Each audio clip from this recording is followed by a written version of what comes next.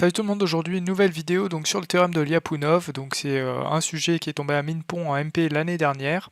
Donc voici l'énoncé, on va le corriger en entier. Donc la première partie, la deuxième partie et la dernière partie.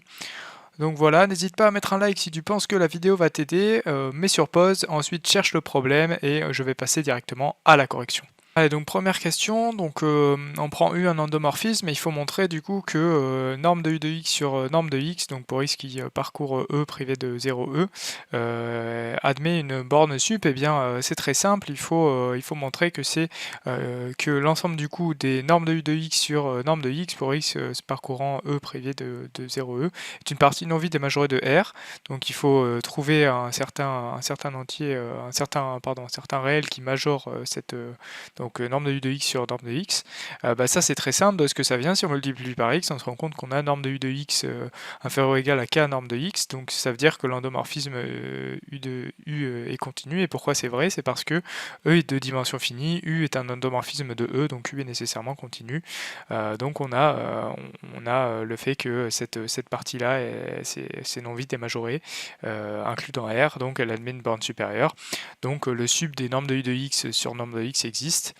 Et maintenant on va montrer que l'ensemble des normes de U de x sur norme de x pour x qui parcourt E privé du singleton 0, c'est l'ensemble des normes de U de x pour x qui parcourt donc E avec norme de x égale à 1. C'est ce que je note S ajouré E. Donc allons-y, l'ensemble de droite est inclus dans l'ensemble de gauche. Pourquoi? Parce que si norme de U de x égale à 1, donc x appartient à E privé de 0E et norme de U de x est bien norme de U de x sur norme de x. Réciproquement, c'est un peu plus subtil. Bon, on prend y, un élément de l'ensemble de gauche, donc il existe x privé dans E privé de 0, tel que y égale norme de U de x sur norme de x. Comme U est un endomorphisme de E, c'est une fonction qui est linéaire, et comme la norme ici c'est une norme, et bien on a y égale norme de U de x sur norme de x, c'est-à-dire norme de U de x sur norme de x, puisqu'effectivement on peut sortir le 1 sur norme de x par linéarité de U puis par homogénéité de la norme. Donc si je pose z égale x sur norme de x, et bien on obtient que norme de z égale à 1, et il existe donc un z dans S de E tel que y égale norme de U de z, et donc voilà, on a l'égalité d'ensemble et les bornes supérieures sont égales, donc on a l'égalité qu'on voulait. Allez, donc question suivante, question 2, on veut montrer que l'application norme qui a U va associer sa triple norme, définit bien une norme sur L de E, c'est une norme subordonnée. Donc on prend U et V dans L, donc des endomorphismes de E, et lambda dans C. Donc allons-y, la définition est-elle correcte? Oui, c'est bien une application de L de E dans R+, qui est bien définie parce que la borne supérieure existe, c'est pour ça qu'on l'a montré en question 1. Maintenant, on va montrer la définie positivité. Si on suppose que norme de U égale à 0, alors par définition, le sup du coup des normes de U de x sur norme de x égale à 0. Or, pour tout x, donc dans E privé de 0, norme de U de x il est coincé entre 0 et ce sup là, donc ça veut dire que ça c'est forcément égal à 0 puisque c'est coincé entre 0 et 0. Norme de U de x égale à 0, et donc ça c'est vrai pour tout x dans E privé de 0E. Donc U est nul partout sur E privé du singleton 0, et comme U est linéaire, et bien U de 0E égale à 0E, donc U c'est bien l'application nulle de L de E.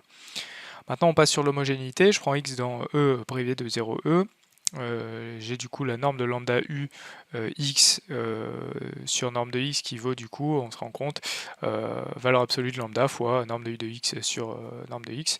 Ensuite, oui, parce que on a utilisé l'homogénéité de la norme, donc la norme originelle, donc les deux barres. Ensuite, en passant du coup par définition de la norme de U, on a norme de U de x sur x plus petit que la norme subordonnée de U, et donc au final en passant au sup, on a que la norme subordonnée de lambda U est inférieure ou égale à la valeur absolue de lambda fois la norme subordonnée de U. Et si lambda c'est pas la valeur nulle, et bien on a norme de U de x c'est 1 sur lambda fois lambda U. U c'est 1 sur lambda fois lambda U, et donc par homogénéité de la norme on peut sortir le 1 sur lambda, et il va rester la norme subordonnée de lambda u. Donc au final, on va avoir lambda fois norme subordonnée de u inférieur ou égal à la norme subordonnée de lambda u. Donc on a égalité si lambda n'est pas nul, et si lambda est nul, l'égalité est triviale. Donc voilà.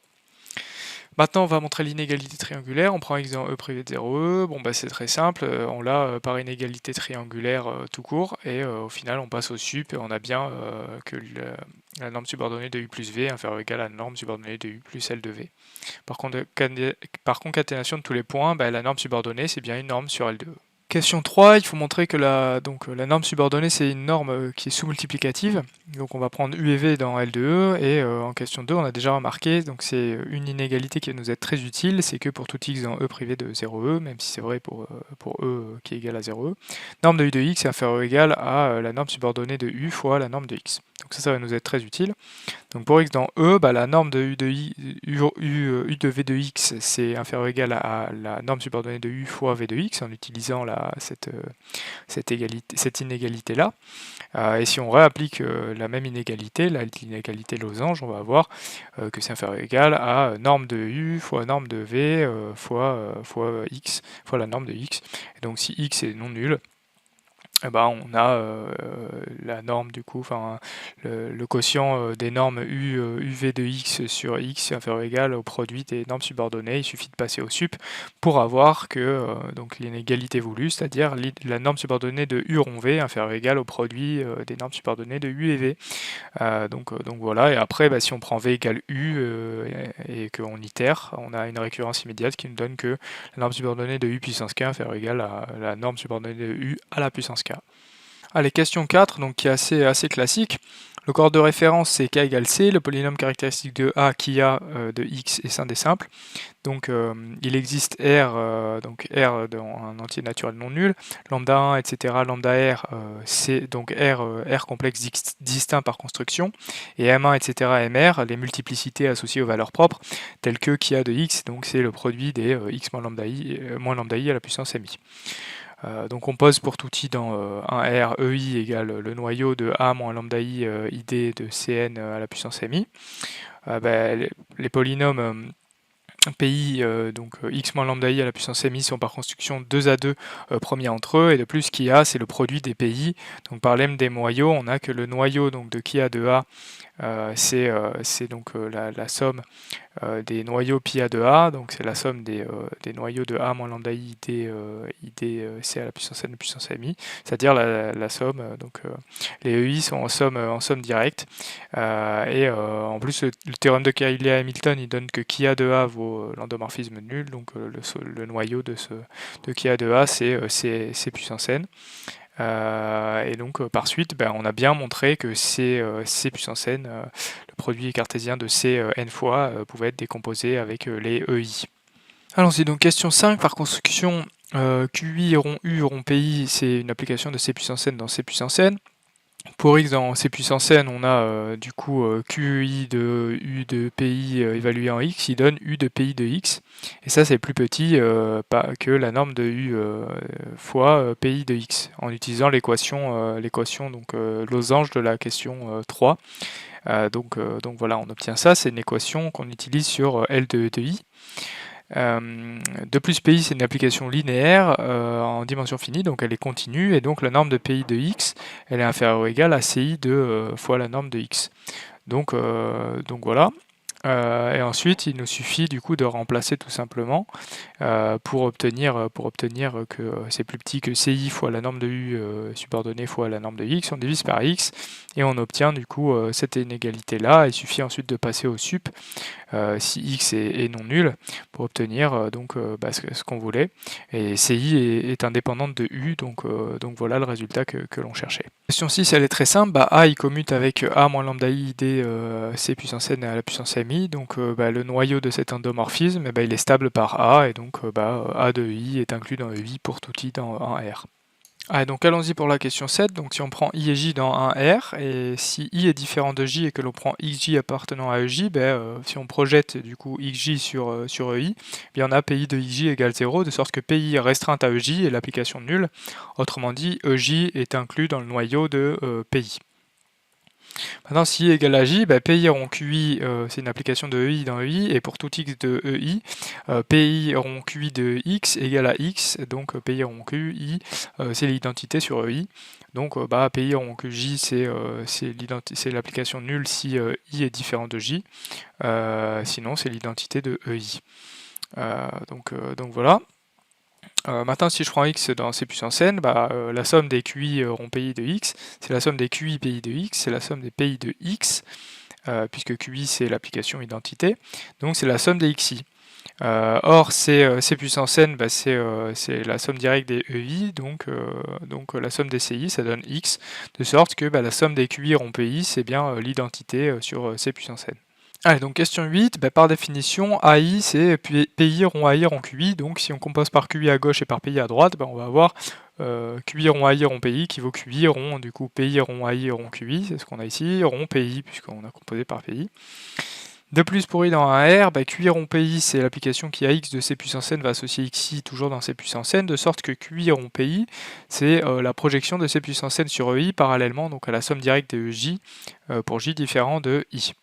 J parcourant évidemment un R. De plus, ça c'est une question précédente, et bien pour i dans un R, ei est stable par A, donc si on prend x dans c puissance n, on fait le calcul. Pi de x, ça fait, donc on calcule QI rond AI rond Pi de x. Pi de x, ça fait xi, QI de xi, ça fait xi, et donc tout ça, ça fait A de xi. Donc on a bien QI de Pi de A de xi. Or, on a dit que ei était stable par A, donc A de xi reste dans ei, et donc Pi de A de xi, ça va, Pi de A de xi, ça va faire A de xi, parce que c'est déjà dans ei, donc si on projette A de xi sur ei, ça fait A de xi. Et QI, c'est de l'identité, donc ça va faire A de xi.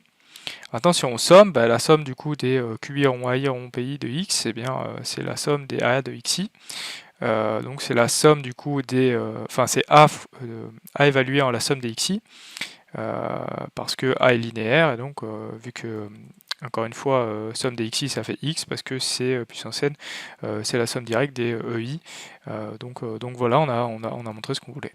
Ah, et donc question 9, donc on prend t dans Rn dans donc un entier naturel, on justifie l'existence de exponentielle ta, donc la question 3 donne que la norme subordonnée de ta puissance n sur n factoriel, ça donne la valeur absolue de t à la puissance n sur n factoriel, on peut le sortir par homogénéité. Du coup, fois cette norme subordonnée là, et on utilise la question 3 où on a évalué u puissance k, la norme de u puissance k, qui était plus petite que la norme de u à la puissance k. Donc on utilise cette inégalité là. Le membre de droite, si t égale 0 ou a égale donc l'endomorphisme nul, la convergence est claire. Sinon, on utilise le critère de D'Alembert sur ça. Si on fait le quotient du membre de la suite au rang n plus 1 sur celui au rang n, on obtient valeur absolue de t fois la norme subordonnée de a sur n plus 1, et donc ça tend vers 0 pour n qui tend vers plus infini, de sorte que la somme du coup des t puissance n a puissance n factoriel converge absolument. Il en va de même du coup pour la série des sommes ta à la puissance n sur n factoriel. Donc l'exponentielle ta, qui est un endomorphisme, existe bien. Donc voilà. La question de 8, elle nous dit que A c'est la somme des QI rond AI rond PI. Donc A carré, on fait le calcul, c'est la somme du coup des QI rond AI rond PI, rond la somme du coup des QJ rond AJ rond PJ. Donc au final, on sort les sommes, on les met à gauche, et il nous reste Q rond AI rond PI rond QJ, ça fait l'identité si I égale J, sinon ça fait donc la fonction nulle. Donc il va rester que la somme pour i égale j. Il va rester du coup qi rond ai rond pi, c'est-à-dire qi rond ai carré rond pi. Donc par récurrence immédiate, on va avoir du coup que, parce qu'on a trouvé là que du coup a carré c'est la somme des qi rond ai carré rond pi, donc par récurrence immédiate, on va avoir a puissance n c'est la somme des qi rond ai puissance n rond pi. Donc en fait si on met une puissance ici, on va récupérer la puissance dans le terme ai. Donc voilà. Donc maintenant exponentielle ta, c'est la somme du coup en remplaçant a puissance n par du coup qi rond ai puissance n rond pi. Et ensuite on peut sortir le QI, envoyer le t puissance n sur n factoriel à l'intérieur de la somme qui est finie. Enfin, on peut permuter les sommes parce que l'une des deux est finie, et on va récupérer, on reconnaît ce membre-là, c'est exponentielle TAI. Donc on récupère bien que exponentielle TA, c'est la somme des QI rond exponentielle TAI rond PI, comme voulu. Allez, on passe à la question 10, donc on prend I dans 1R et T dans grand R. On constate du coup que AI qui est égal à PI rond AI rond QI, c'est l'application qui a X de EI va associer A de X toujours dans EI. Donc en fait, AI c'est rien d'autre que la restriction de A à EI, puisque, bon, c'est-à-dire que AI c'est A restreint à EI, puisqu'effectivement si on prend X dans EI, on récupère A de X. Donc par définition de EI, comme l'espace propre associé à la valeur propre lambda I, on va avoir AI moins lambda I à la puissance I. Donc ID EI à la puissance MI, c'est 0, donc c'est l'endomorphisme nul de EI. Maintenant pour le faire apparaître, donc on a exponentielle TAI qui vaut, du coup on essaie de le faire apparaître en faisant apparaître AI moins lambda I ID EI. Pour essayer de récupérer ce terme-là et faire apparaître la somme comme voulu. Le membre de gauche, on remarque que AI moins lambda I identité à la puissance K, c'est l'endomorphisme nul dès que K est supérieur ou égal à MI, comme on a remarqué ici. Donc cette exponentielle-là, ça va être la somme finie au final, pour K allant de 0 jusqu'à MI moins 1, des t puissance k factoriel a i moins lambda i des ei à la puissance k, puisque on a dit au-delà de mi, ça s'annule. C'est pour ça que la somme est finie.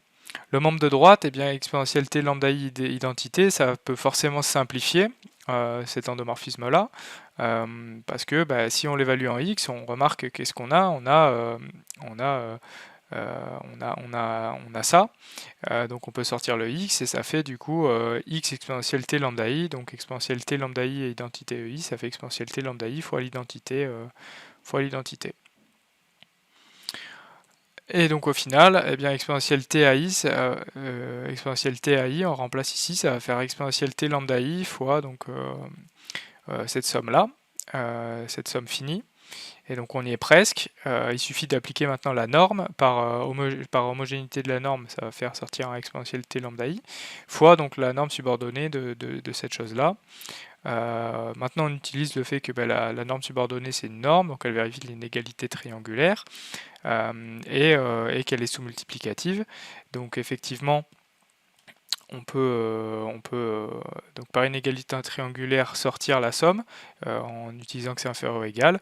Et après ici on a un endomorphisme à la puissance k et sa norme à la puissance sa norme subordonnée. On peut l'encadrer par la question 3 comme on l'a fait avec l'endomorphisme u à la puissance k, sa norme de u à la puissance k. Donc voilà. Et finalement on a bien le résultat que l'on voulait. Allez, donc question 11, on utilise la question 9 et le fait que la norme subordonnée c'est une norme, donc elle vérifie l'inégalité triangulaire. On a exponentielle TA, c'est cette somme-là par la question 9, et donc on a une somme à l'intérieur de la norme, et donc par inégalité triangulaire, on peut sortir la somme. Maintenant, on applique la question 5 pour transformer ça, pour encadrer ça. Avec u égale exponentielle TAI, on a que ça c'est inférieur ou égal à CI fois exponentielle TAI. Donc on le réinjecte dans la somme pour obtenir que exponentielle TA de C c'est inférieur ou égal à la somme des CI exponentielle TAI. Et on utilise du coup la question 9 pour remplacer la norme subordonnée de exponentielle TAI. Donc voilà, on a ça tout simplement. De plus, par construction, les lambda i c'est des complexes puisque c'est les valeurs propres de A. Voir la question 4 si c'est pas clair. Donc lambda i c'est la partie réelle plus i fois sa partie imaginaire, et donc on se rend compte que en module, exponentielle t lambda i c'est égal au module de exponentielle t fois sa partie réelle. Donc voilà.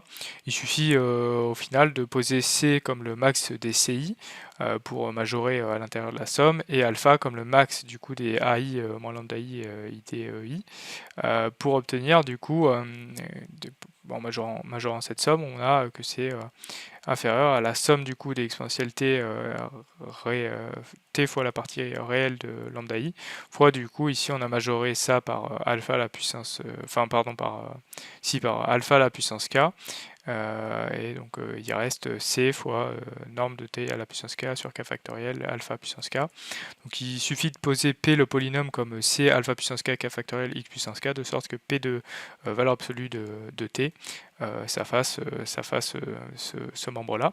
Et donc on a montré que la norme subordonnée d'exponentielle ta, c'était inférieur ou égal à donc, ce polynôme p évalué en valeur absolue de t, fois du coup la somme des exponentielles, des exponentielles t partie réelle de lambda i. Donc voilà. Et par construction, p c'est un polynôme à un coefficient réel, puisque c et alpha le sont, et p est défini de manière indépendante à t, donc il n'y a pas de souci, on a bien prouvé le résultat que l'on voulait. Allez, donc on est parti pour la question 12, donc on utilise le lemme qu'on a trouvé à la question 3, donc on prend z, un vecteur complexe, et on utilise le lemme qu'on a trouvé, donc on a VA de Z qui est inférieur ou égal, donc toujours la même chose, la norme subordonnée de VA donc sur C, fois cette norme de ce vecteur. Là, si on prend X qui est un vecteur réel, donc qui est effectivement aussi un vecteur complexe, mais c'est un peu plus précis, on a UA de X qui est inférieur ou égal à la norme subordonnée VA fois la norme de X. Et maintenant, si on divise par la norme de x, on a norme de u de a de x sur norme de x qui est inférieur ou égal à VA, donc la norme VA, si x, puisque x est effectivement non nul.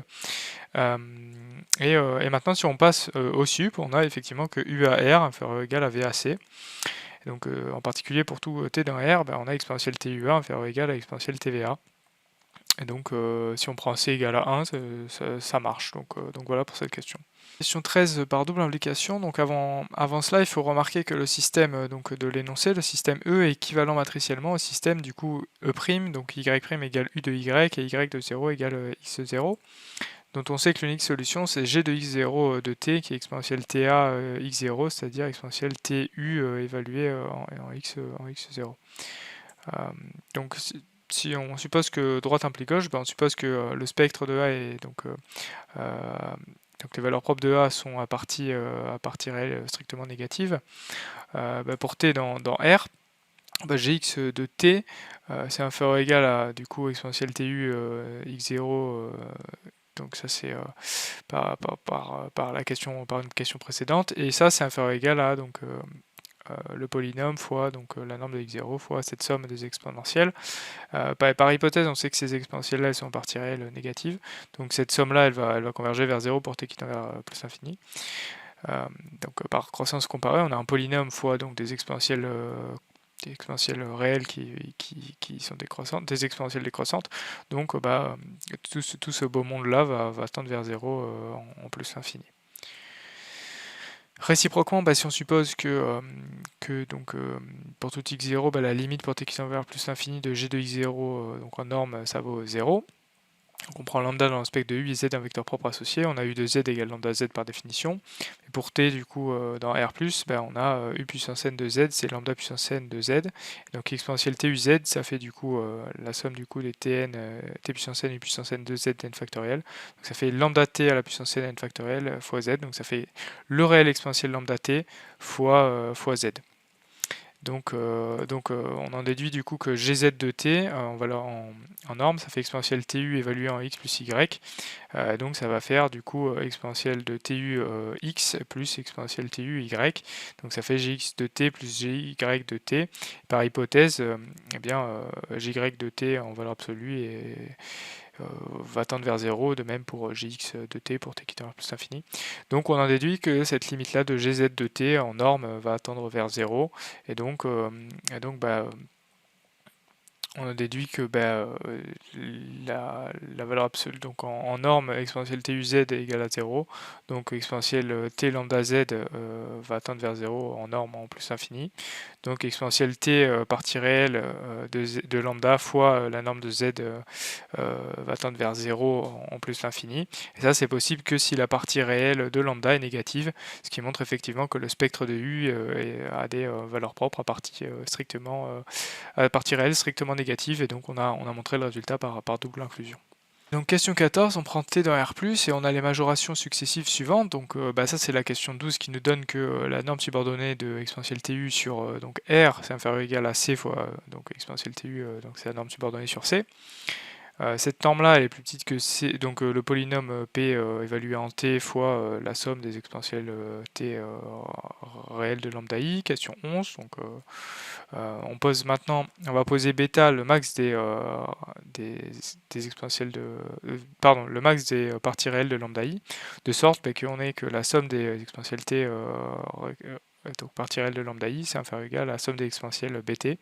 Et donc ça c'est indépendant de i, donc on va avoir r fois exponentielle bt, de sorte que l'on ait que cette norme subordonnée est inférieure ou égale à c fois le polynôme bt fois r fois exponentielle bt, et exponentielle bt on le sépare en deux termes, exponentielle b sur 2t fois exponentielle b sur 2t. Maintenant, l'application qui a t va associer CR, P, donc fois le polynôme évalué en valeur absolue de t fois l'exponentielle bt, c'est une b sur 2t, pardon, c'est une fonction qui est continue sur R, de limite nulle en plus l'infini, donc par théorème de croissance comparée. Donc une telle fonction, elle est bornée. Si on note C2 dans R plus étoile, la constante telle que valeur absolue de f de t inférieure ou égale à c2 et qu'on pose alpha égale moins b sur 2, moins bêta sur 2, qui est bien positif parce que bêta est négatif, par hypothèse, on a que donc, la norme subordonnée de exponentielle tu est inférieure ou égale à c2 fois exponentielle moins alpha t. Donc ça, c'est, on va appeler cette inéquation losange noire. Et donc c2 et alpha sont bien dépendants de t. De plus, par définition de g de x0, on a norme de g de x0 égale exponentielle tu évaluée en x0, et on utilise le lemme, le lemme qu'on a utilisé jusqu'ici, c'est que c'est inférieur ou égal à la norme subordonnée fois le vecteur. Donc voilà, et maintenant si on multiplie l'inégalité losange noire par par norme de x0 qui est bien positive, donc ça ne change pas le signe des inégalités, on obtient cette inéquation là qui est proche de ce qu'on aimerait avoir. Et on utilise maintenant l'inégalité double losange noire pour obtenir du coup pour encadrer ce membre de gauche qui est du coup plus grand pardon que norme de gx0. Donc on a bien norme de gx0 inférieur ou égal à ça qui est inférieur lui-même à ça. Donc au final on a bien norme de g de x0 qui est inférieur ou égal à c2 exponentielle moins alpha t x0. Et donc on a bien caractérisé aussi c2 et alpha comme voulu. Allez, question 15, donc on s'intéresse à une application qui est peut-être un produit scalaire. On va montrer que elle l'est effectivement, donc on s'intéresse à cette fonction b. Il faut quand même vérifier qu'elle est bien définie parce qu'on intègre quelque chose, donc il faut vérifier que c'est intégrable.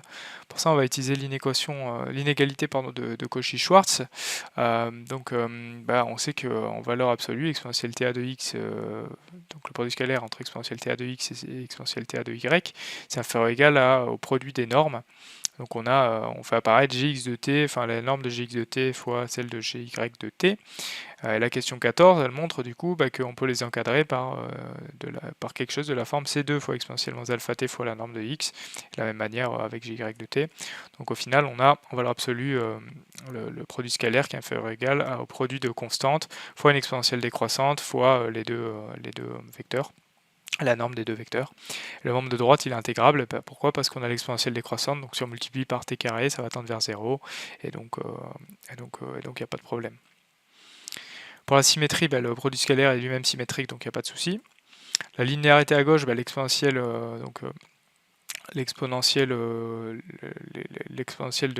d'endomorphisme, c'est linéaire. Enfin, l'application exponentielle ta, elle est linéaire, et le produit scalaire est bilinéaire, l'intégrale est linéaire, donc il n'y a pas de souci. Linéarité à droite, comme d'habitude, c'est une conséquence de la symétrie et de la linéarité à gauche. Et la définie positivité, on prend x de R puissance n, donc on s'intéresse à Q de x, c'est-à-dire à B évalué en x et en x. Donc on a que c'est, j'ai oublié le dt ici, mais c'est l'intégrale de 0 plus infini de la norme d'exponentielle ta de x au carré. Donc à l'intérieur, on a une norme au carré, donc c'est toujours positif. Et l'intégrale est croissante, donc ça veut dire que q de x est supérieur ou égal à 0. Et si q de x égale 0, comme l'intégrande, la fonction qui est à t va associer le produit scalaire entre exponentielle ta de x et exponentielle ta de x, elle est continue, c'est que pour tout t, exponentielle ta de x en valeur absolue au carré, c'est égal à 0, j'ai oublié égal à 0. Donc c'est que exponentielle ta de x pour tout t, c'est égal à 0 à l'endomorphisme nul. Donc Et donc si on prend t égale 0, et c'est x, x est le vecteur nul, donc b c'est bien un produit scalaire sur Rn. Ah, donc on est parti pour cette question 16, donc on prend Q, la forme quadratique associée à B, on va chercher du coup la différentielle de Q au point X calculée en H. Donc pour ça on calcule Q de X plus H et on essaie de l'écrire sur la forme Q de X plus la différentielle qu'on cherche plus petit o de H. Déjà, on va utiliser la définition de Q, c'est que Q de x plus h, c'est B de x plus h, B évaluant x plus h deux fois. Ensuite, par bilinéarité de B, on va sortir chacun des termes. B de x, B évaluant x, x, ça donne Q de x, et ça donne Q de h. Et ça, par symétrie de B, B de xh, c'est égal à B de hx, donc ça donne 2B de xh. Donc on a cette égalité-là. Donc là, on est pas mal parce qu'on sait que la fonction qui h va associer cette chose-là, ça va être bilinéaire. C'est bilinéaire en h.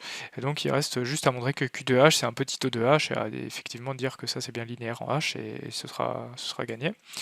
Q de h, en valeur absolue, ça fait l'intégrale de 0 à plus infini d'exponentielle ta évaluée en h, donc dans le produit scalaire. Donc on utilise l'inégalité triangulaire pour rentrer le produit scalaire à l'intérieur de l'intégrale. Ensuite, on utilise le même raisonnement qu'on a fait précédemment pour obtenir que c'est inférieur ou égal au produit de constantes fois une exponentielle décroissante fois un nombre de h au carré. Et on peut tout sortir ce qui est indépendant de t, et l'intégrale décroissante, on sait la calculer, et donc on obtient finalement, en posant c comme ce terme-là, on obtient que q de h sur norme de h c'est inférieur ou égal à c norme de h. Donc c'est-à-dire que norme de Q de H, c'est un petit o de la norme de H. Donc voilà, et donc Q de x plus h, c'est Q de x plus 2b de xh plus un petit o de la norme de h. Et donc comme c'est ce que j'ai dit, la fonction qui h va associer 2b de xh, elle est linéaire par bilinéarité à droite du produit scalaire b. Et on obtient que Q est différenciable sur r puissance n, et on peut identifier cette référentielle comme dq de x évalué en h qui vaut 2b de xh. En particulier, si je prends h égale a de x, j'ai par définition que ça vaut 2b de x à x, donc en remplaçant dans le produit scalaire, ça donne l'intégrale de 0 à plus infini du produit scalaire entre exponentielle t à x et exponentielle ta évaluée en ax. Bon, et maintenant on va essayer de trouver quelque chose à quoi peut être égal exponentielle ta évaluée en ax. Donc si je prends A, la matrice de A dans une base B quelconque, on vérifie en dérivant à l'intérieur du signe de somme que la dérivée de l'exponentielle TA, ça fait A fois exponentielle TA.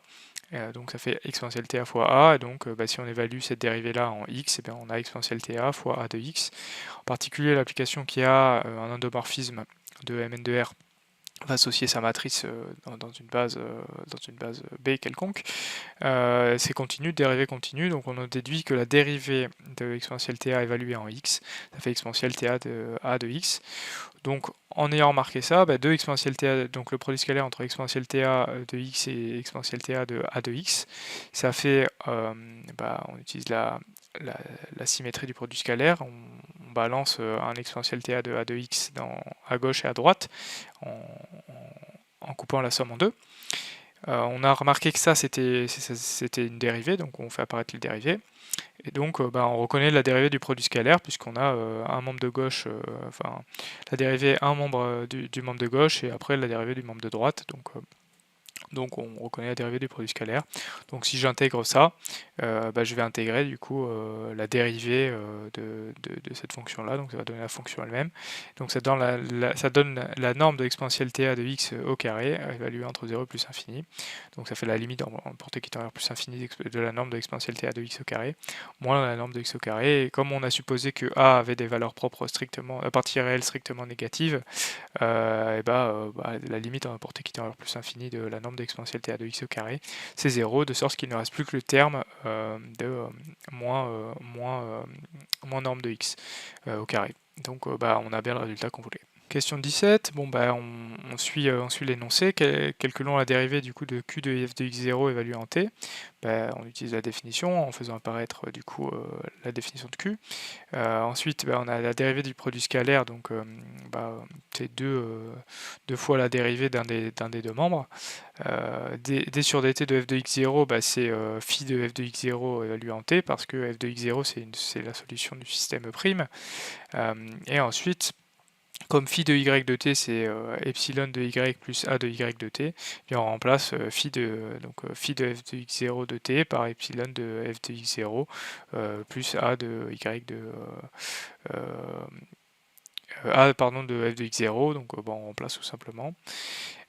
Et en plus, bah, on a remarqué que dq de x de a de x et 2b de ax et x, donc bah, on remplace ce terme-là par dq de f de x0 évalué en a de f de x0 de t. Et ensuite, bah, on a une autre expression de cette différentielle dq de x a de x, comme du coup moins norme de x au carré. Donc là, il suffit de reconnaître ce membre là pour dire que c'est moins la norme de f de x0 t au carré. Et donc on a montré ce qu'on voulait. Allez, question 18, donc en prenant t dans R+, et on commence par utiliser le théorème de Cauchy-Schwarz, qui est licite car B est un produit scalaire sur R puissance n. Donc ça nous permet d'encadrer B f de x0t et epsilon f de x0t par ce produit des racines de Q de quelque chose. Et maintenant, il va falloir estimer ce terme-là. Notamment à l'aide de l'hypothèse de l'énoncé. On commence par remarquer que phi est par hypothèse différenciable, et donc on a phi de x plus h égale phi de x plus d phi de x évalué en h plus petit o de norme de h. En particulier, si on prend x égale 0 et h égale f de x0t, on a phi de f de x0t égale phi de 0 plus d phi de 0 f de x0t. Ça vaut a de f de x0 de t plus le petit o de f de x0t. Ça vaut 0, donc il va rester donc si on soustrait a de f de x0t, on va avoir phi de f de x0t moins a de f de x0t qui vaut un petit o de f de x0 de t. Donc bah, si on applique q et la racine carrée, on a racine de q de epsilon de f de x0t égale racine de q o de f de x0t.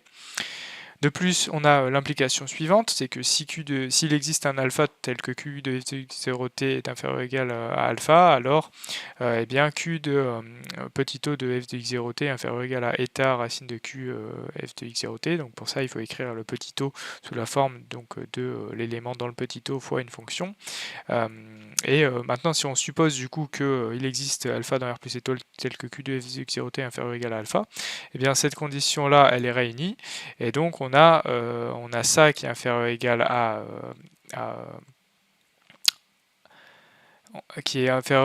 eta racine de q f de x0t, donc ça est inférieur ou égal à racine de q f de x0t. Donc voilà, on a cette première chose là ici qui va être du coup estimée. Et du coup, si on reporte dans étoile, eh bien, on a récupéré eta, donc on a ça qui est élevé au carré, vu qu'il y a un nouveau racine de q de f de x0t qui arrive. Donc on a b de f de x0t inférieur égal, epsilon f de x0t qui est inférieur ou égal à eta q de f de x0t. Et maintenant, on aimerait estimer moins norme de f0 de t au carré en fonction de q de f de x0t. Ben, on sait que la fonction qui est à x va associer racine q de x est une norme puisque b est un produit scalaire par la question 16. Donc c'est une norme de dimension finie, donc toutes les normes sont équivalentes, en particulier racine de q et donc la norme de base le sont, et donc on déduit que racine de q de x est encadrée par gamma norme de x et delta norme de x pour tout x, et les constantes gamma et delta sont indépendantes de x. En particulier, et ben, moins la norme de f de x0 de t au carré, ça va être inférieur ou égal à moins eta carré q de f de x0t. Et donc, bah, si on récupère chacun des termes, bah, on a deux estimations. On a que le membre de gauche est inférieur ou égal à 2 eta de moins gamma carré q de f de x0t.